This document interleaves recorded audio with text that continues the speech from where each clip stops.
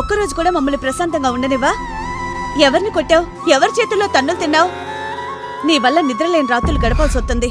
మగదిక్కులేని ఇల్లు, మగాడున్నాడన్న ధైర్యం కన్నా భయమే రోజు రోజుకి పెరిగిపోతుందిరా. చూడు ఎలా తగిలాయో.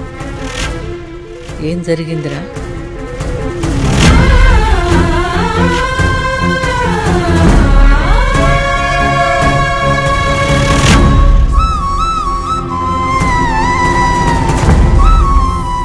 ఎంత ధైర్యం నీకు? నువ్వు చేసిన పని చంపేస్తారా? ఎదిగిన ఆడపిల్ల మీద చేయి చేసుకోవడం పద్ధతి కాదు భద్రం. ఆ పద్ధతులు దానికి నేర్పండి. సింహంలా బతికి అన్నయ్యను రోడ్డుకు లాగెత్తంది. రామరాజు, రామరాజు బయటికి రా.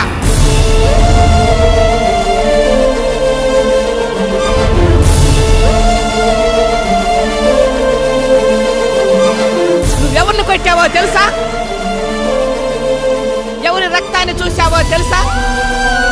20 ఏళ్ళు కాపాడుకొని వచ్చాను. నీ కారణంగా వాడి మీద చేయబడింది. వాడెవడో తెలుసా? నా మనవడు, రాజమూర్తి కొడుకు. నేను నోరు విప్పితే నీ పునాదులు కదిలిపోతాయి. ఇప్పుడు నీది అనుకుంటున్న ఈ ఇల్లు నా భిక్ష. నీ వెనక బలుపుంది, నా వెనక బలముంది. గతానికి చాలా దూరంగా బతుకుతున్నాం. అనవసరంగా గుర్తు చెయ్యొద్దు. 20 ఏళ్ళు కన్న కూతురు ముఖం చూడలేదు నీ వల్ల. నా మనవరాలు కేరింతలు వినాల్సిన ఈ ఇంట్లో నీ వల్ల దాని అరుపులు ఊరంతా వినాల్సి వచ్చింది. నీ వల్ల నేను అనుభవించిన శోకం అంతా ఇంత కాదు. వాళ్ళిద్దరికీ తెలియదు వాళ్ళేమవుతారు. ఇది దేవుడు రాసిన రాత కాదు అని నువ్వు గీత దాటితే యుద్ధం జరుగుతుంది. వద్దని చెప్పటానికి అప్పుడైతే నా కొడుకున్నాడు, ఇప్పుడు ఆడి కొడుకున్నాడు. నా కళ్ళు కాళ్ళు ఈ ఇంటిని చూడాలన్నా ఇటు రావాలన్నా ఇష్టపడవు. మళ్ళీ వచ్చేలా చేశావో మొదలైనట్టే, నీ నాశనం మొదలైనట్టే. రారా మనవడా.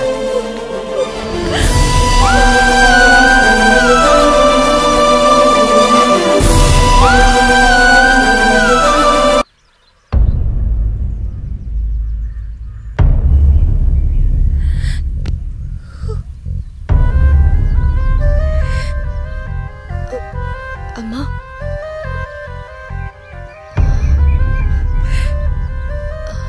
ఆ పెద్దావిడెవరమ్మా? అమ్మమ్మ అవుతుందా? అమ్మా, అమ్మని చూసి 20 ఏళ్ళయింది. ఇప్పుడు కనిపించిన అమ్మ అని పిలవలేకపోయాను. అమ్మనైన తర్వాత కూడా అమ్మ కోసం ఏడుస్తున్న ఏకైక దౌర్భాగ్యరాలు మీ అమ్మేనమ్మా. అమ్మా, అవునమ్మా. ఏం జరిగిందమ్మా? 20 ఏళ్ల నుంచి నా ప్రాణం నిన్ను అంటు పెట్టుకునే ఉందిరా.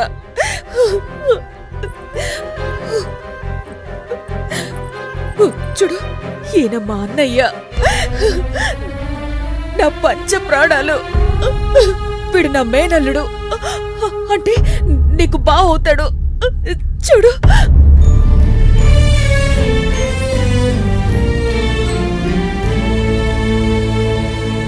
మీ నాన్న గురించే కదా చెప్తాను విను. అప్పుడు మేముండే ఊరి పేరు చింతలపల్లి. ఆ చుట్టుపక్కల గ్రామాల వాళ్ళు మీ నాన్న పేరుతోని ఆ ఊరిని పిలిచేవారు. నిండు కొండల చందమామంత అందంగా, మొహం మీద ఎప్పుడూ చిరునవ్వు ఉండేది. కష్టాన్ని కనుచూపు మేర రానిచ్చేవాడే కాదు. దండాలయ్యా.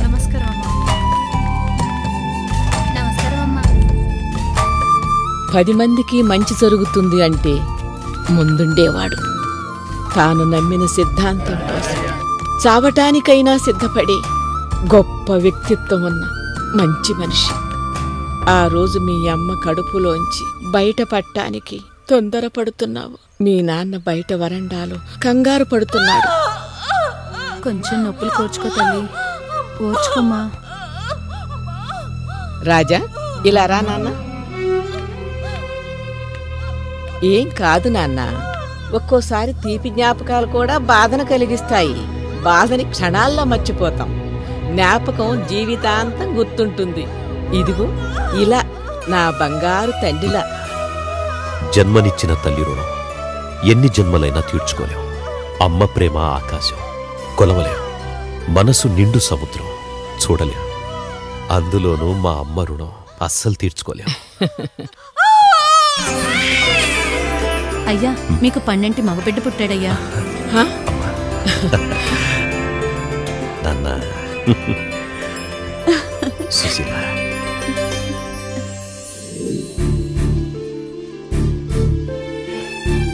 ఏమండి, ఇల్లంతా పండుగలా ఉంది. ఈ సంతోషాన్ని అందరితో కలిసి పంచుకుంటే చాలా ఆనందంగా ఉంటుంది కదండి. ఇంటి ఆడపడుచు ఆడికి మేనత్త హోదాలో రావటం, ఆడికి జరగాల్సిన ముచ్చట్లు జరగటం మనింటికి మంచిదేరా. చెల్లెమ్మ ఇంటికొస్తుందంటే అంతకంటే మంచి విషయం ఇంకేముంటుంది? అదొక్కతే వస్తే మంచిదే. దాంతో పాటు అల్లుడొస్తేనే విషం. అమావాస్య రోజున పుట్టాడు, అతనొస్తే చీకటొచ్చినట్టే. అమ్మా, మంచున్న చోట చెడుంటుంది, చెడున్న చోట మంచి ఉంటుంది. మనిషి అన్న తరువాత మారతాడనే నమ్మకం ఉండాలి. ఆ నమ్మకం నాకుంది. అతను నమ్మకాన్ని కూడా అమ్మకానికి పెడతాడు. అమ్మా, కట్టెను కొరివిలా వాడొచ్చు, కాగడాలా కూడా వాడొచ్చు. అది పరిస్థితి నిర్ణయిస్తుంది. ఆ విషయం మీ నాన్నగారికి తెలియక అల్లుడు చేసుకున్నారు. దాని తల మీద నిప్పులు పోశారు. అన్ని మాటలు నీవేనమ్మా. ఇంతకీ చెల్లెమ్మని తీసుకురావాలా వద్దా? అత్తయ్య గారు అలాగే అంటారు, మీరెళ్ళి తీసుకురండి.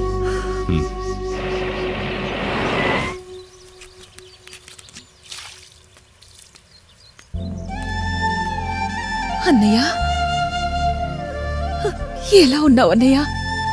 బావున్నానమ్మా, నువ్వెలా ఉన్నావు? నేను బాగానే ఉన్నాను. రా అన్నయ్య, కూర్చో.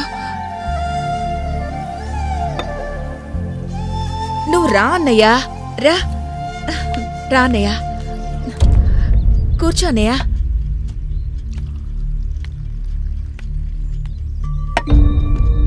రామరాజు, ఎలా ఉన్నావు? నేనెళ్ళి టీ తీసుకొస్తానన్నయ్య, కూర్చో.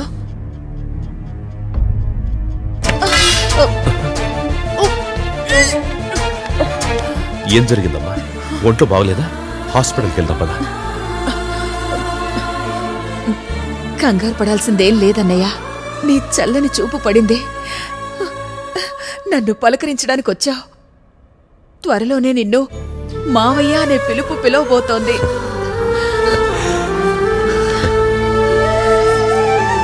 శుభవార్త చెబుదామని వచ్చిన నాకు శుభవార్త చెప్పావమ్మా.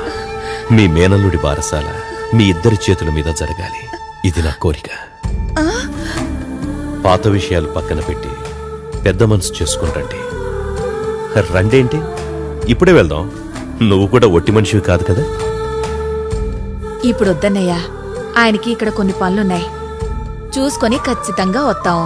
నా మేనల్లుండి దగ్గరుండి చూసుకుంటాను, సరేనా? అలాగేనమ్మా. రామరాజు, ఖచ్చితంగా రావాలి, మర్చిపోవద్దు. వెళ్ళొస్తానమ్మా. సరే అన్నయ్య. బారసాలైపోయింది. మీ అత్త మామ ఉండిపోయారు, బంధువులందరూ వెళ్ళిపోయారు. వీడు మాత్రం ఎక్కడే ఉండిపోతాడేమోనని భయంగా ఉంది. అదిగో నాన్న, అక్కడ చూడు, అక్కడ చూడు. హాయ్. బాబు, రాజా. వస్తున్నానమ్మా. ఏంటమ్మా? ఏంటమ్మా ఏంట్రా, ఆ దరిద్రం ఎప్పుడు పోతుంది? అమ్మా, అతను మనింటలుడు. అతను వెదవే కావచ్చు, చులకనగా మాట్లాడి మన స్థాయిని తగ్గించుకోవద్దు. అది కాదు రాజా, వాడు నిన్నెక్కడే మారుస్తాడోనని నా భయం. అమ్మా, కన్నతల్లి దగ్గరుంటే గర్భగుడి నీడలో ఉన్నట్టే. అన్నట్టు చెప్పడం మర్చిపోయాను, జానకి ఒట్టి మనిషి కూడా కాదమ్మా. ఈ విషయం ఇంత ఆలస్యంగా చెప్తారేంటండి? అరెరెరెరే, మా చిన్ని బాబుకి చిట్టి పెళ్ళం పుడుతుందన్నమాట.